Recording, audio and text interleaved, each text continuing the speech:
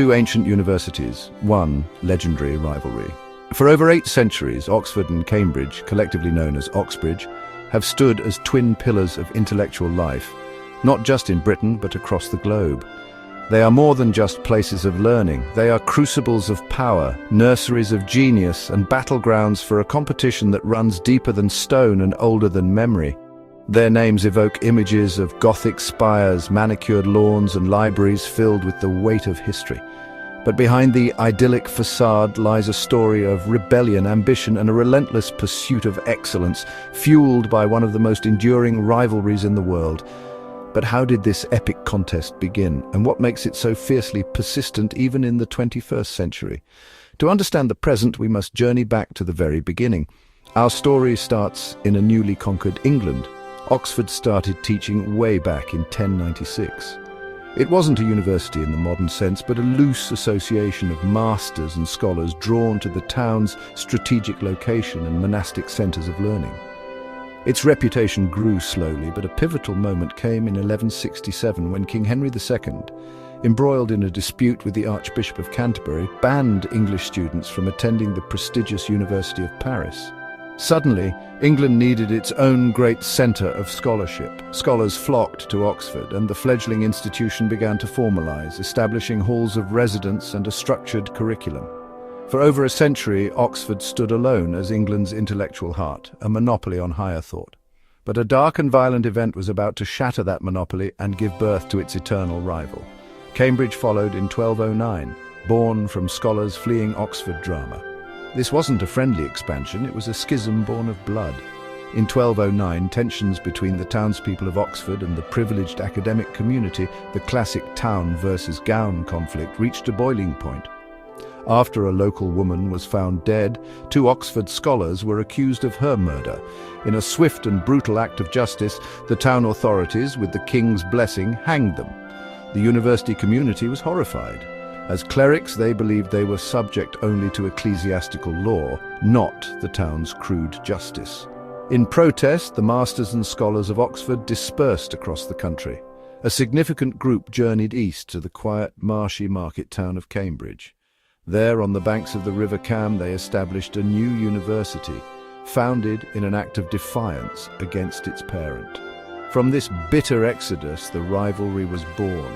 As both universities grew, they developed the unique collegiate system that defines them to this day. Unlike most universities where students belong to a central body, at Oxbridge, life revolves around the college. These are intimate, self-governing communities where students live, eat, socialize, and receive their all-important small group teaching, known as tutorials in Oxford and supervisions in Cambridge. This system fostered intense loyalty, not just to the university but to one's college, creating rivalries within rivalries. Over the centuries, these colleges amassed wealth and power, building magnificent chapels, dining halls, and libraries that became architectural treasures. They also cultivated unique traditions, from the lavish May balls that celebrate the end of exams to the simple pleasure of punting on the river, creating a student experience steeped in history. It was within these hallowed walls that they sparked scientific revolutions. While Oxford produced thinkers like the philosopher John Locke and the chemist Robert Boyle, it was Cambridge that truly lit the fuse of the scientific age. At Trinity College, Isaac Newton formulated his laws of motion and universal gravitation, fundamentally changing humanity's understanding of the cosmos. Later, Cambridge's Cavendish Laboratory became the most important physics lab in the world, discovering the electron, the proton, and the neutron, the very building blocks of our reality. And in 1953, it was Cambridge scientists Francis Crick and James Watson who unraveled the structure of DNA, unlocking the secrets of life itself. From Stephen Hawking's explorations of black holes to the minds that developed the first programmable computer, Cambridge established an unparalleled scientific legacy. Both shaped world leaders and cultural titans. The corridors of Oxbridge have been a veritable production line for the British establishment. Combined, they have educated over 40 British Prime Ministers, including almost everyone since the Second World War. But their influence extends far beyond politics. Oxford gave us the literary worlds of J.R.R. Tolkien and C.S. Lewis, whose fantasy epics were forged in the fires of their friendship and intellectual debates as part of the Inklings. Cambridge, meanwhile, nurtured the romantic poets like Wordsworth and Lord Byron. And in the 20th century, it became the undisputed home of British comedy, with the legendary Cambridge Footlights Club launching the careers of Monty Python members Stephen Fry, Hugh Laurie and Emma Thompson, shaping the sense of humour of a nation. And they still compete in everything from rowing to research. Nowhere is the rivalry more visible, more visceral than on the water. The annual boat race, first held in 1829, is a national spectacle. For 4¼ grueling miles along the River Thames in London, 2 crews of 8 push their bodies to the absolute limit for the honour of their university. It is a pure primal contest of strength and will, a perfect metaphor for the wider Oxbridge struggle.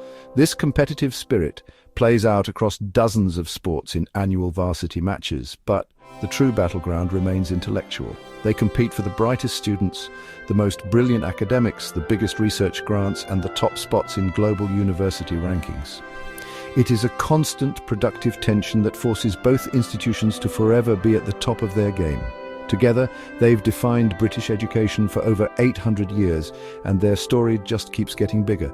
From a bloody schism in the Middle Ages to the frontiers of artificial intelligence and quantum computing, the story of Oxford and Cambridge is a story of parallel evolution, of 2 institutions forever linked by their shared history and their unyielding desire to outdo one another. This ancient rivalry is not a relic of the past.